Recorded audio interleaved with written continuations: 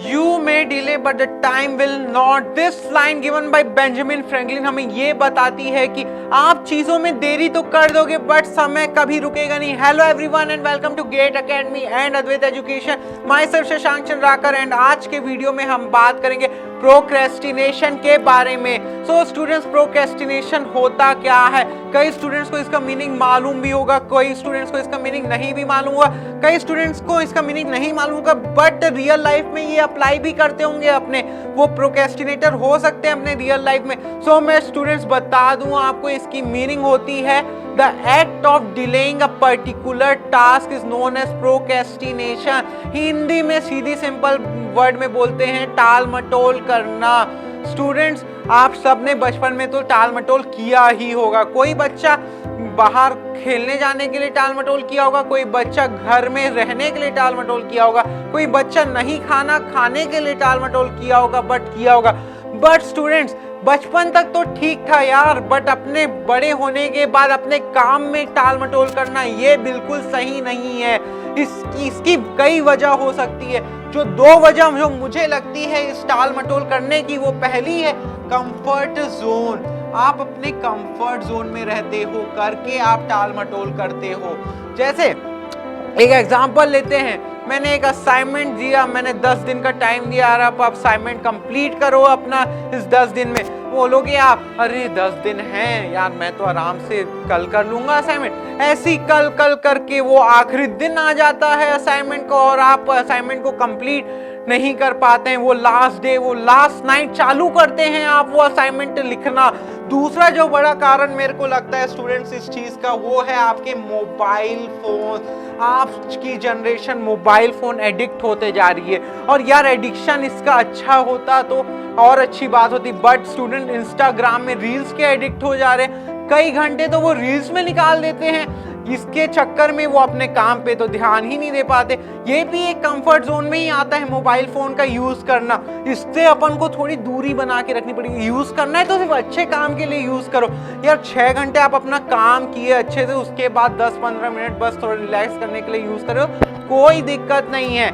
आपको मैं अब ले चलता हूँ डेली साइकिल जो एक प्रोक्रेस्टिनेटर फॉलो करता है। ये आपके कई स्टूडेंट्स के डेली रूटीन से भी मिलता होगा। देखना, ये डेली लाइफ साइकिल जो है प्रोक्रेस्टिनेटर का। आप स्कूल गए, स्कूल के क्लासेस वगैरह अटेंड किए, फिर घर आए, स्कूल से क्या मिला आपको? होमवर्क मिला आपको बहुत सारा। अब यार मैं होमवर्क कर लूंगा, 2 घंटे तो लगेंगे, चलो नेटफ्लिक्स एंड चिल किया जाए। फिर आप 3 से 4 घंटा नेटफ्लिक्स एंड चिल में निकाल दिए।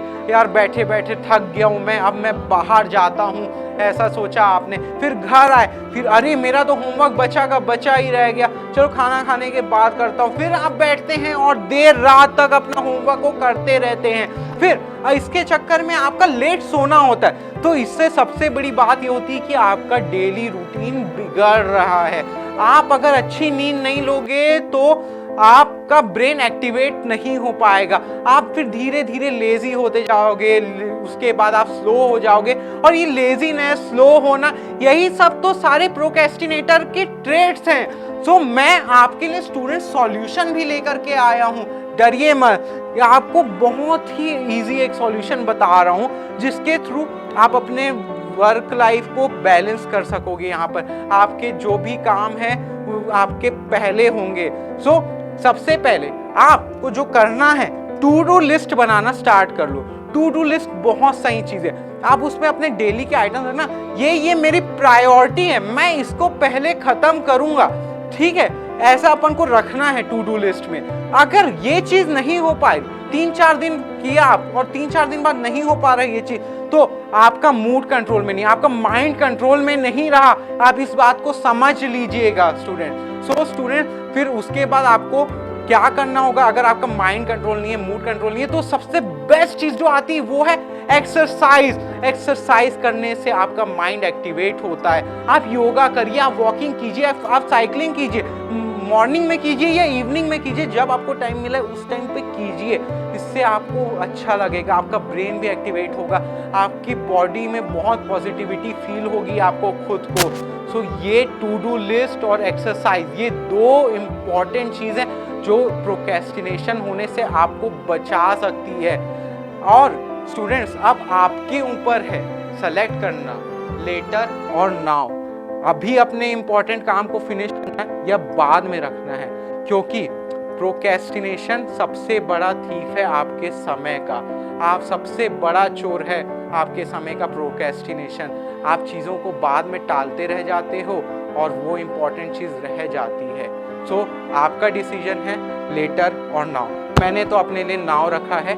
मैं सारी चीज़ें पहले ही प्रायोरिटाइज करके सही चीज़ों को फॉलो करता हूँ। आप भी करिए, मैं यही चाहूँगा।